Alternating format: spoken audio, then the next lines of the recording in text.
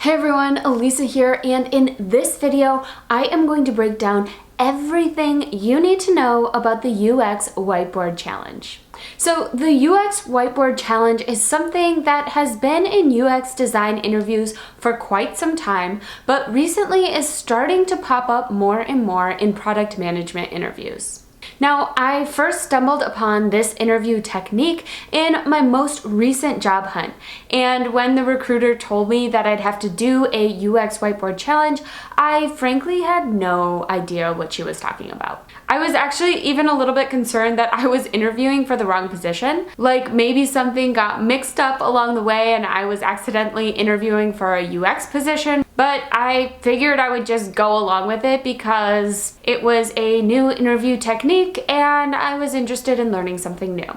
Luckily, I decided to just Google what a UX Whiteboard Challenge was before I actually had my interview, and I'm so happy that I did that because it turns out that this is a very common type of interview that's done in UX interviews, but now again is starting to come up more and more in product management interviews. I learned that this interview style generally starts with the interviewer saying what problem needs to be solved, and then the candidate walks through how they would go about solving that problem, and then the candidate even does some wireframes on potential solutions. Now, I think a common misconception about the UX Whiteboard Challenge is that it's an interview technique that's aimed towards seeing if a candidate has good UI design, but that's actually not the intention of the interview.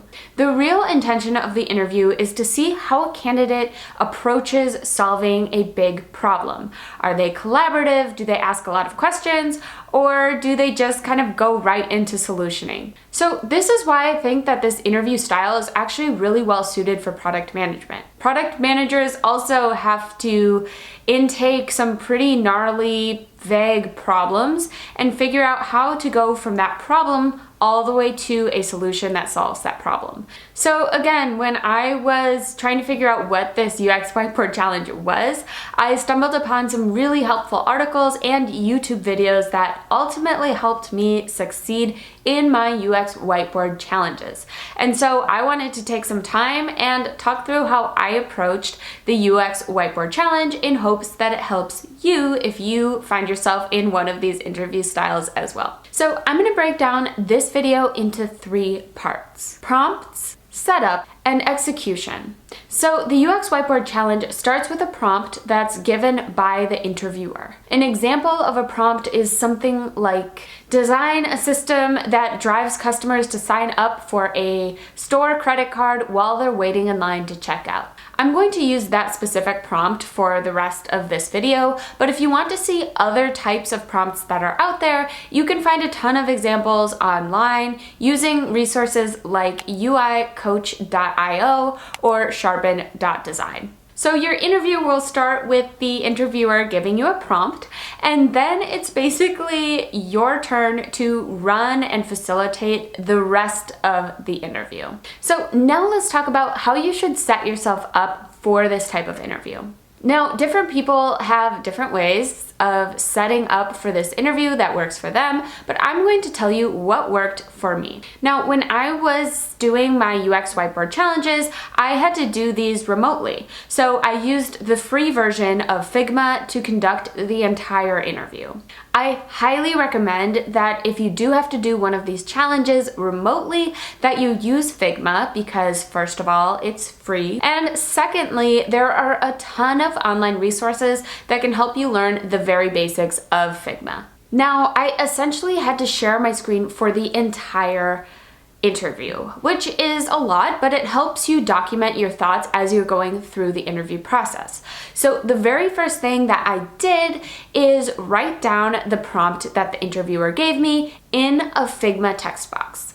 I then wrote down a few more sections in this Figma text box to remind me what I wanted to make sure that I covered throughout the interview process. So I wrote down problem, context, users, summary, user tasks, and goals. Just writing all these down in the Figma text area helps you structure your questioning and discussion going forward and makes sure that you're covering all the things that are important for you to cover. Now, when I was preparing for my interviews, I read some advice that said that you shouldn't even really get into designing until you're at least 20 minutes into the interview. And that was assuming you had a 60-minute interview total. And I've found that advice to be really helpful. You should take the first 20 minutes or 1/3 of your interview to ask a lot of questions, learn more context about the situations, figure out more about the problem and who you're trying to solve for. All right, so now I actually want to walk you through a UX Whiteboard challenge that I used as a practice challenge as I was prepping for my interviews. And I'm going to walk through what I did so that you can see a real example of what UX Whiteboard challenge output could actually look like. I'm gonna pull over my computer over here, reposition myself a bit. All right, so the first section that I have in my Figma file is I wrote down the prompt that I was given. Now, for this practice exercise, I used one of those online prompt generators, and the prompt was to figure out how I can drive customers to sign up for a store credit card while they're waiting in line to check out. So I expanded a bit on the prompt itself, but the main thing is, as soon as the interviewer gives you the prompt, just write it down at the top of your Figma text area.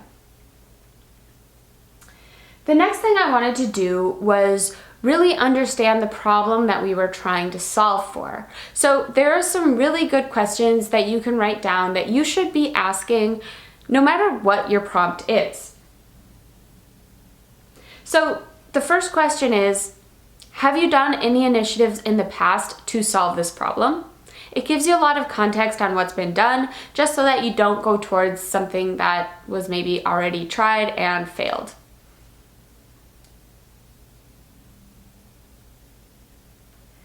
The next thing you should ask is, what is the current process like? It's important to understand what the current process is like so that you have kind of a baseline of where you need to go from.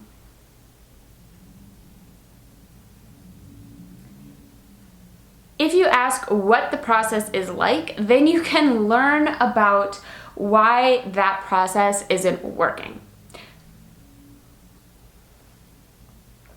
So these are just a few of the high-level questions that you should be asking when you're trying to define the problem at hand.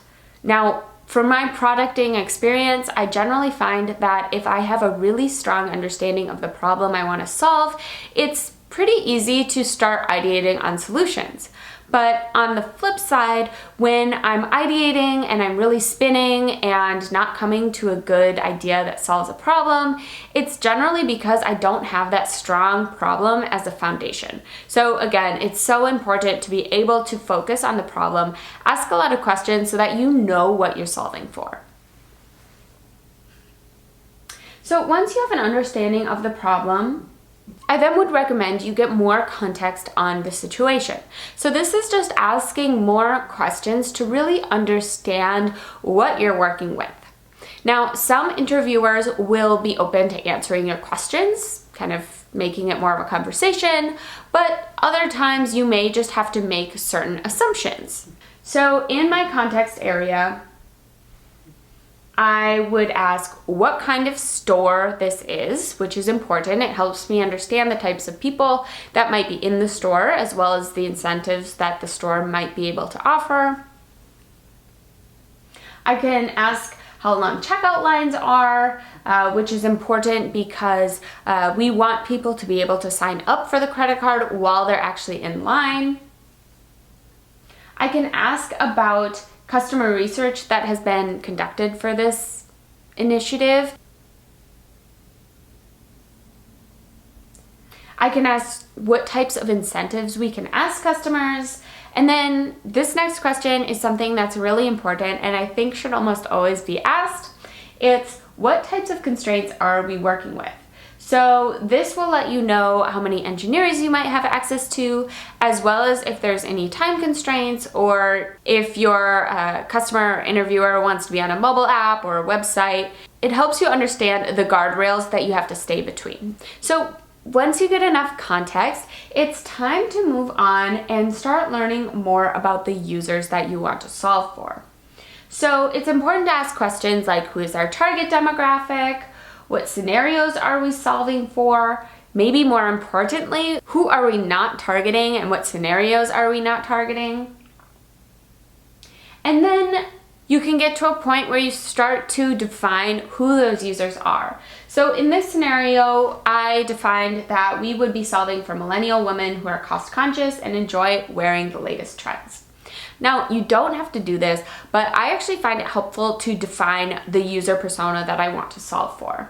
So I actually created a persona in my UX Whiteboard challenges, which allows me to really define who we're solving for, and it's easy for me to then reference that persona as I go on. I created a persona, Brittany, who is a 30-year-old woman who works full-time and makes $80,000 a year. Because Brittany has kids and a full-time job, she does not have a lot of downtime, and she makes sure not to spend too frivolously on clothing, even though she loves getting new clothes. Brittany frequently shops at this store. It's helpful to write the persona for you because it helps you get more empathy for who you're solving for. And it's good to create the persona because the interviewer can correct you if you're making some false assumptions with that persona. All right. So once I have fully defined my user, it's a good time to maybe summarize what you've learned so far, given the prompt, the context, and the information about the users. So I would summarize, and I'd actually write down my summary. We want to create an app that allows people to sign up for a credit card while they're in line.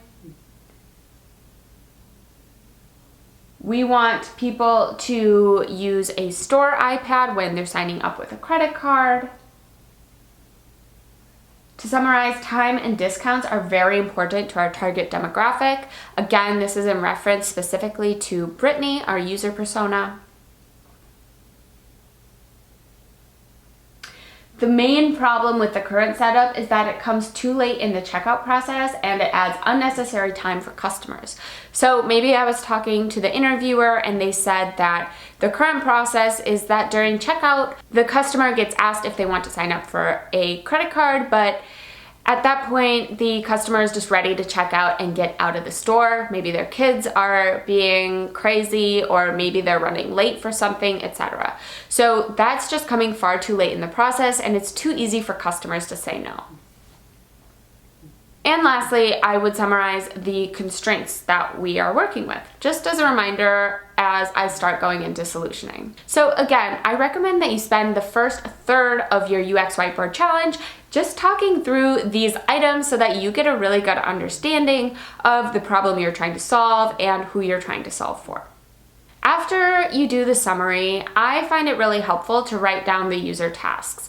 And this is an exercise that helps me as I start thinking about the wireframes that I actually want to create during this interview. So I wrote down the user tasks. First, a user would have to enter their personal information, if they're signing up for a credit card. Then they would need to agree to some terms because credit cards have so many terms. Then the customer would receive a discount. And lastly, the customer would get an email to see if they're approved or denied. So again, that's just really helpful to do mainly for yourself as you're getting ready to create those visual designs. It's also a good checkpoint so that the interviewer can correct you if you're making some false assumptions. Also, don't be afraid to ask your interviewer if they have any questions or if they want to adjust any of the approach that you're taking. One last thing that could be helpful to ask as you're kind of wrapping up this conversational part of the interview is if there's any specific goals you want to be achieving. So let's say in this example, they want to increase adoption of store credit cards by a certain percent within 1 month of the release. This just shows that as a product person, you're thinking about your goals and you kind of have those North Star metrics that you're driving towards. So now let's get into the fun part, which is the designs. So as I am working through my designs, I like to have a screen up and then also a text area underneath my screen so that I can take notes and kind of add my thoughts as I go. So in this example, I made a very low fidelity wireframe where it shows the first page of an app where Brittany would enter her information. There would be an area with some terms and then a checkbox to agree to terms and continue.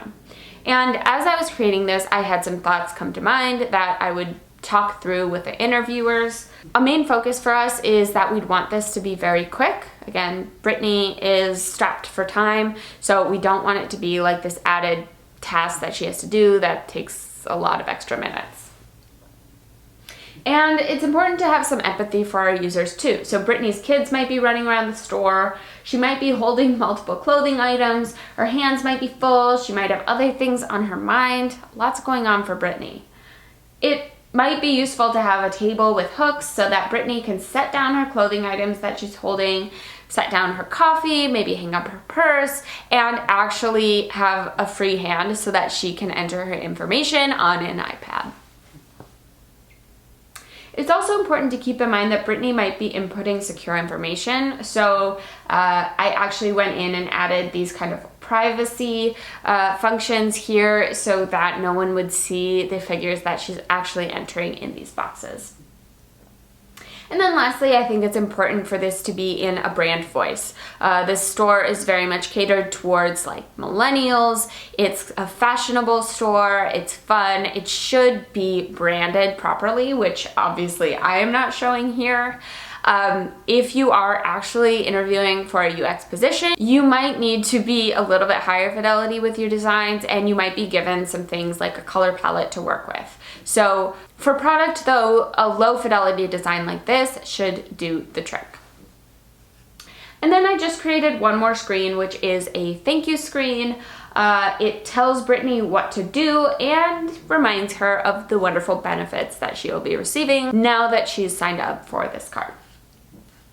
So we could have a notification sent to an attendant or a cashier letting them know that Brittany is complete. This could send a text message or page them. And once an attendant gets pinged, that person can come to Brittany, pick up the iPad, help her gather things, and then expedite her to the next cashier. This would make other people who are waiting in this long line realize, hey, if I sign up for this thing too, I will get this VIP service and will get to be expedited to the next open cash register. I think a really important thing here is that positive reinforcement too, and I wrote that down. Make Brittany feel good so that other people see that and want to do the same thing, and also just so that Brittany just feels great and wants to return back to the store. So there you have it. That's kind of an example of what you can expect to experience during a UX Whiteboard challenge. A couple more things to keep in mind are, first, talk through your thinking process.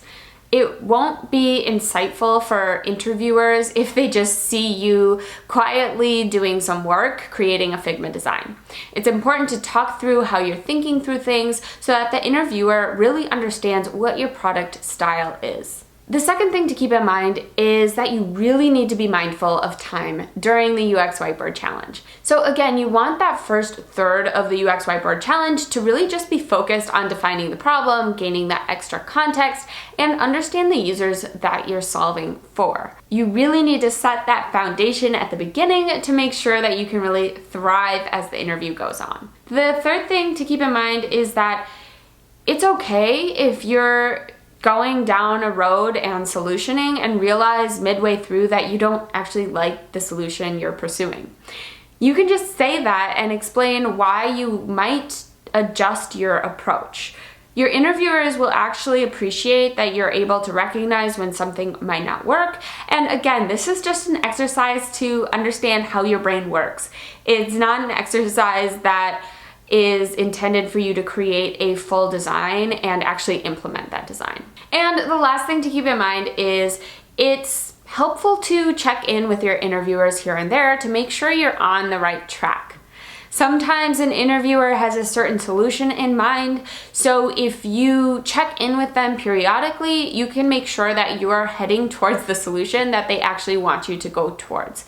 So don't be afraid to stop once in a while and say, do you have any questions thus far? Are there any things you'd like me to change with my approach? So there you have it. There is some information about the UX Whiteboard Challenge. Now, if you have one of these coming up, try not to be intimidated. They're actually really nice interviews because it really does test your product management skills and is just intended to see how you work. And another nice thing about it is you don't have to do quite as much prep as you might have to do for like an hour-long presentation. So I actually think that this is a great type of interview for product managers. If you like this video and you found it helpful, please give it a thumbs up. I would super appreciate it. It helps me know that I'm giving you content that is helpful. And if you want to hear more from me, please subscribe. Thank you so much for listening, and I will talk to you next time. Bye, friends.